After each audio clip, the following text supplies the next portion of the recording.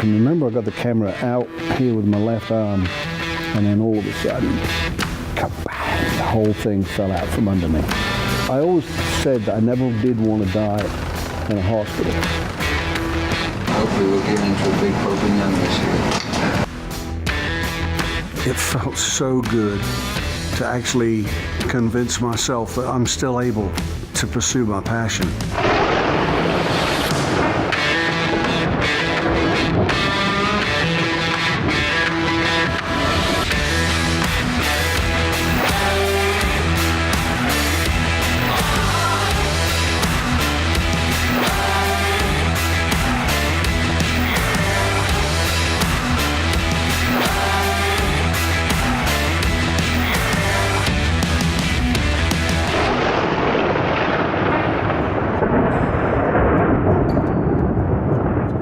Hi folks, welcome to this week's episode of Huntsman's Creed.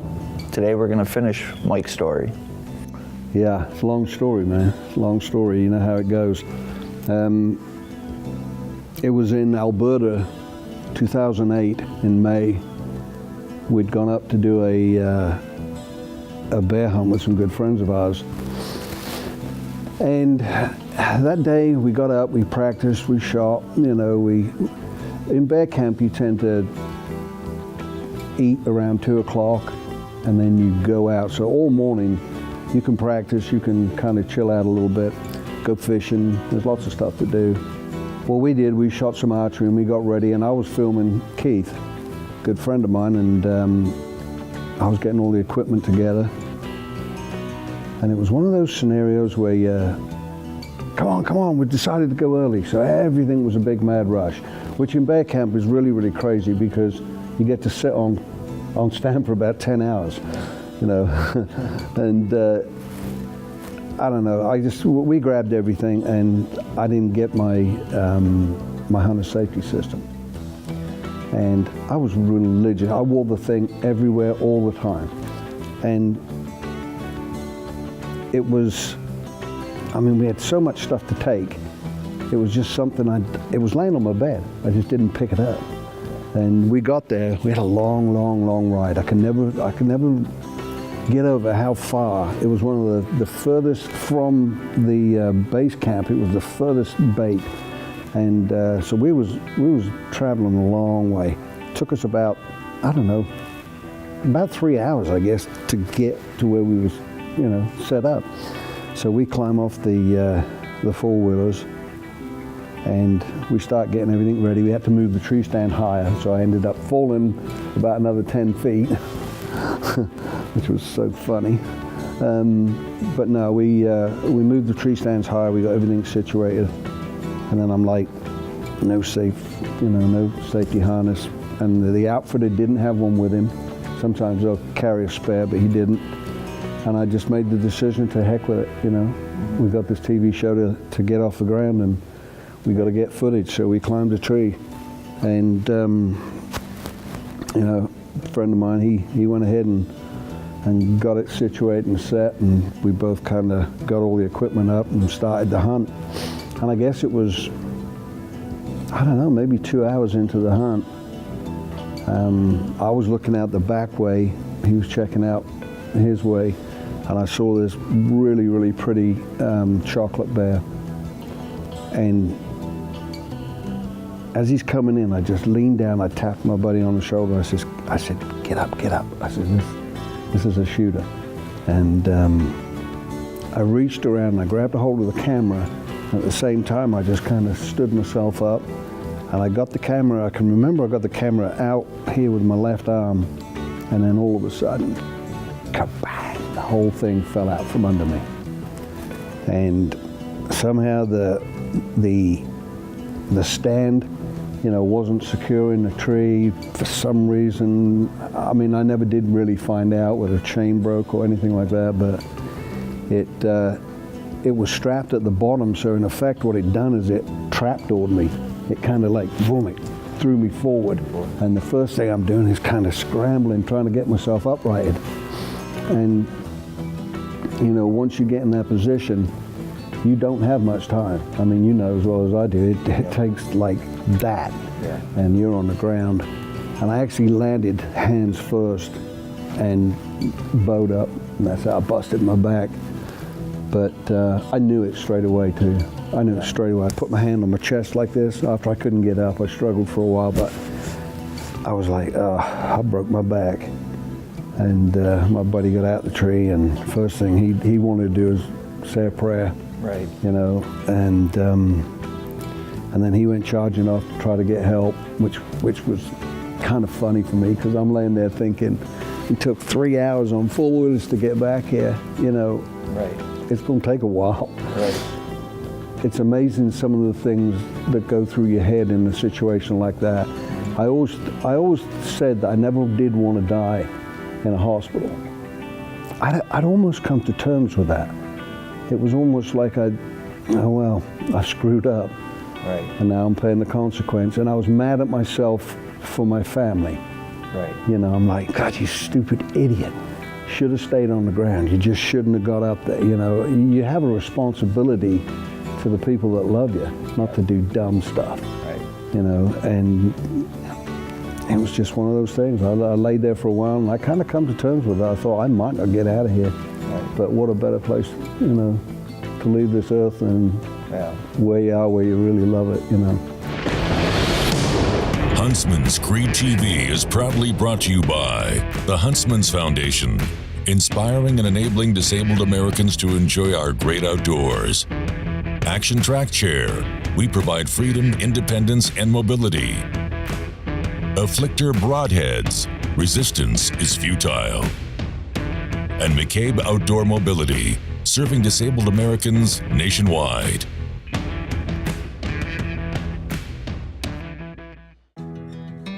This segment of the Huntsman's Creed TV is brought to you by Afflictor Broadheads. Resistance is futile. It was about an hour, and I stayed conscious. I was in and out a little bit, Right. but for the most part, I was conscious of what was going on. How was your pain? Obviously, I couldn't feel the bottom, you know, my section from where I was broke down, but I'd broke 14 ribs. I'd busted my sternum, right down. That was painful, because every time I tried to move, it was popping in my chest. Right. I'd smacked my head pretty good. I was bleeding from my head, but the pain that really got me the most was in my back, right above my shoulders where I hit the ground. It tore the muscles in my back, and I thought I'd actually broke my shoulder blades because it burned. It was sore. But they took me for about, I don't know, it was a good hour's drive. But we finally got to an area, and these guys, you know, these first responders, they're really cool dudes.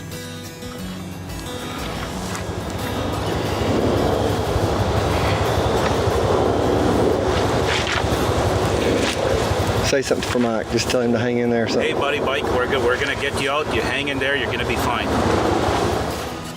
They were doing clearing fire trails or fire breaks or stuff like that, like what they do, but they was only like half hour from us. And that part was a miracle, because when you actually look at a map Right. and say we were right there, and there's nothing. I mean, Canada's a monster of a place, and you know, there was nothing around. But someone was looking out for me that day, for sure, because it didn't take long for the right people to get to me. I remember Keith used to try to phone his wife every time, and I said, every time, we don't get reception, we're not getting reception. He said, well, I'll try it. So he tried, and he never could get through. And when I'd fallen, he actually went to the highest place he could get to and put a call out to the outfitter. And don't you know, that went right through. And that was pretty amazing as well. Yeah. But Who was looking out for you? I guess, I kept hearing a chopper. I could hear this helicopter. And I could see the thing just kind of hovering up. And I was listening to the conversation between the pilot and the guy that was in charge of the rescue there. And he was saying, he said, I'm not dropping in there. I'm not coming down there.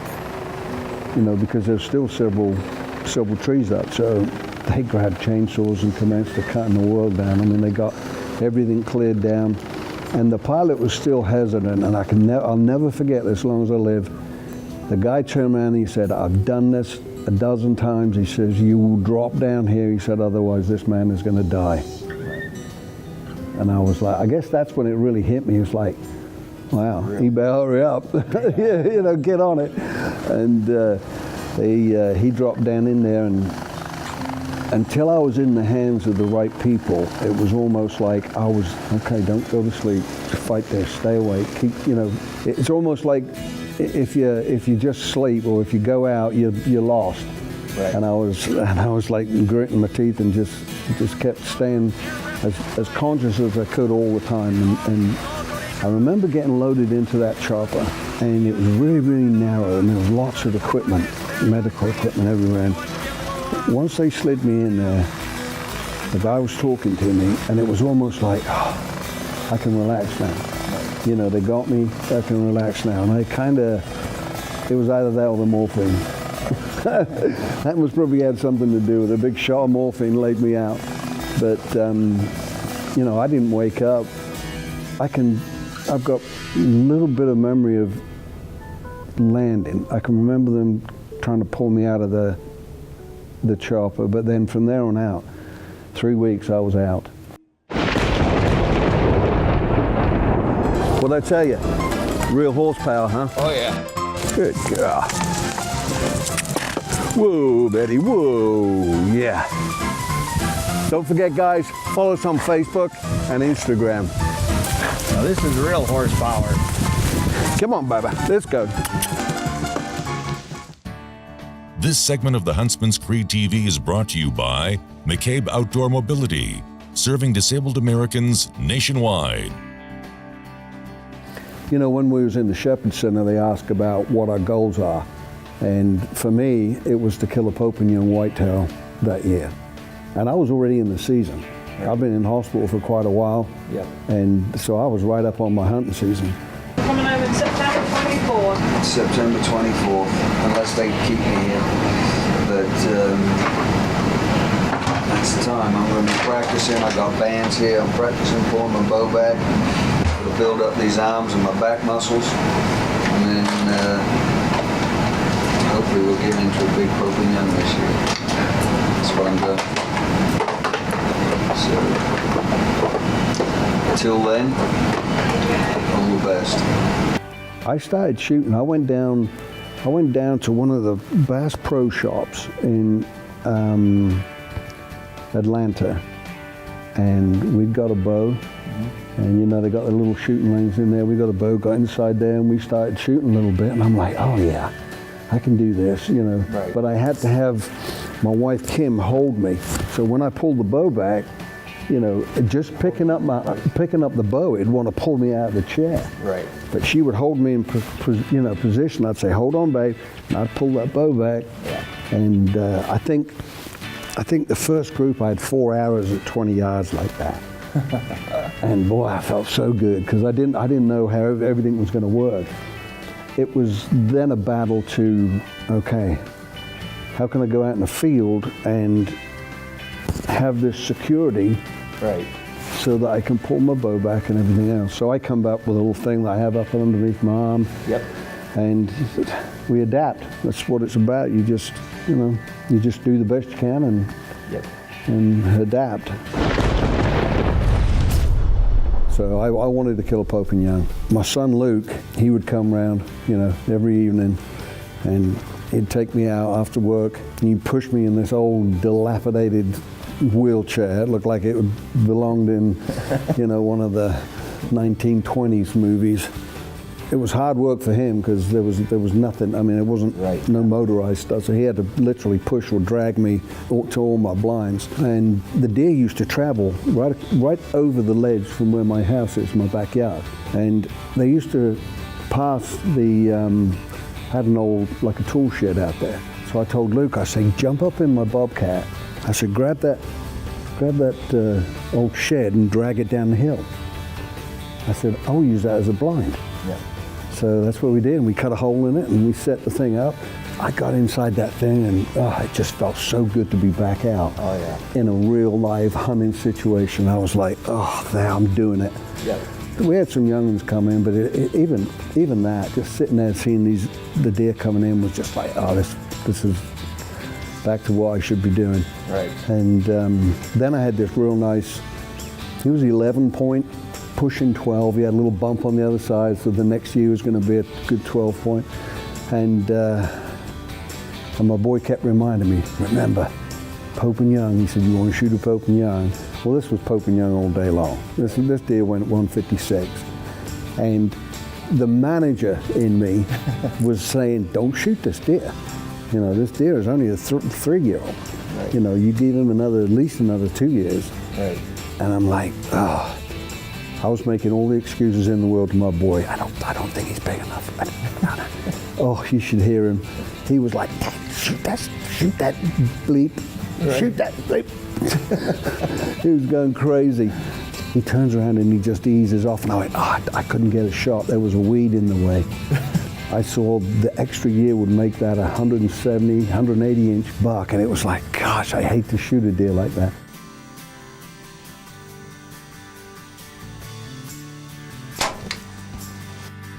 I found my arrow. It's busted off. And I normally shoot plumb through them, and then we had plenty of blood to follow, but we just don't have that right now. So I'm gonna err on the side of caution. We're gonna back out, doing what I love to do. This is what I was born to do. Let's get out of here. I had to do it, and you should see the relief on his face, man. When I shot that deer, he was like, oh God, thank God for that. But it was cool. We had a lot of fun. I was glad my boy was there with me. Huntsman's Creed TV is proudly brought to you by the Huntsman's Foundation, inspiring and enabling disabled Americans to enjoy our great outdoors. Action Track Chair, we provide freedom, independence, and mobility. Afflictor Broadheads, resistance is futile. And McCabe Outdoor Mobility, serving disabled Americans nationwide.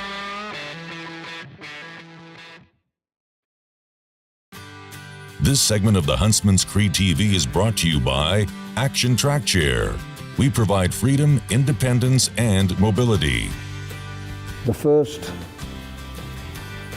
2 years for me, oh God, I just couldn't get over having to ask for help, right. Having to, be careful not to do this, be careful not to do. I led my life 150 mile an hour. Right.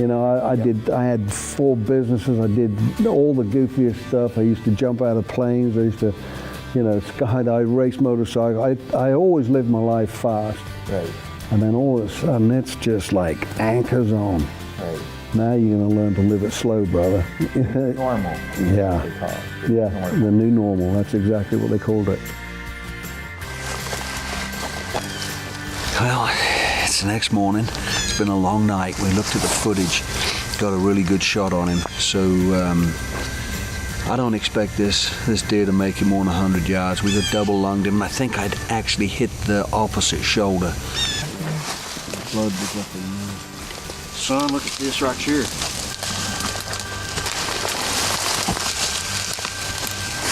Coyotes have got him. Yeah, they got him.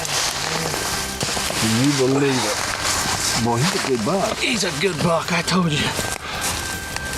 Son. Well, he's a little thicker than I thought he was. Unbelievable. He's chunky. I'm glad you talked me into shooting him, son. So ain't gonna be no back straps out of this boy. But he's a good buck. Yeah. He's a good deer. He's a real nice deer. Real nice deer. He's gonna... Good mass. He's gonna score bigger than I thought he was. Good mass. Gosh, boy, I tell you what. Give me some, son. Thanks, buddy. Good job, Dad. Thanks. Awesome job, buddy. Heck yeah. Good job, Mike. Got it down. When I was in the Shepherd Center, my biggest fear was I was going to lose the ability to do what I love best, and that's the bow hunt, big deer, and big game. And it felt so good to shoot that first buck, to actually convince myself that I'm still able to pursue my passion. And this is what we're about. This is what the Huntsman's Foundation is all about. It's about getting guys to realize, you know, you've been busted up, yeah, but it doesn't mean to say you gotta quit. And when I shot my first deer, I knew there was nothing that I was not able to do. So don't ever think for 1 minute that it's completely over. There's ways you can get it done, and I'm here to prove it. Mike, that was an amazing hunt with you and your son. It sure was, buddy. I'll tell you what, we had a blast.